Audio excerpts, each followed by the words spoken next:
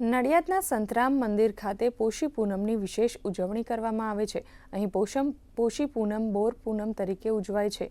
દાયકાઓથી એક લોકમાન્યતા અને શ્રદ્ધા પ્રચલિત છે કે જે માતા પિતાના બાળકો બોલતા ન હોય તેવા માતા પિતા નડિયાદ સંતરામ મંદિરમાં પોષી પૂનમ નિમિત્તે બોર ઉછામણીની બાધા રાખે તો બાળક બોલતું થઈ જાય છે, જેથી દર વર્ષે સંતરામ મંદિરમાં ફક્ત નડિયાદ કે ગુજરાત જ નહીં પરંતુ રાજ્ય બહારથી પણ શ્રદ્ધાળુઓ પોતાના સંતાનો અને પરિવારજનો સાથે નડિયાદ સંતરામ મંદિરમાં બોરની ઉછામણી કરી પોતાની બાધા પૂરી કરે છે।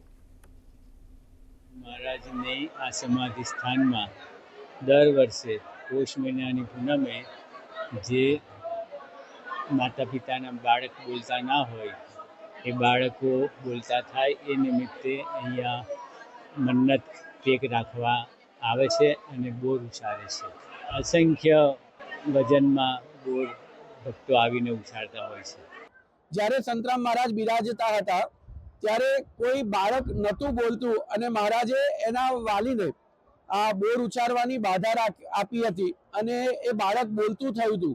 ત્યારથી આજ દિન સુધી આટલા વર્ષોથી પોષ મહિનાની પૂનમે અહીંયા જેનું પણ બાળક ન બોલતું હોય એવા ભારતમાંથી અનેક લોકો આવે છે અને બાળક બોલતું થાય એની બાધા રાખે છે અને બાળક બોલતું થઈ જાય એટલે અહીંયા બોર ઉછાળતા હોય છે।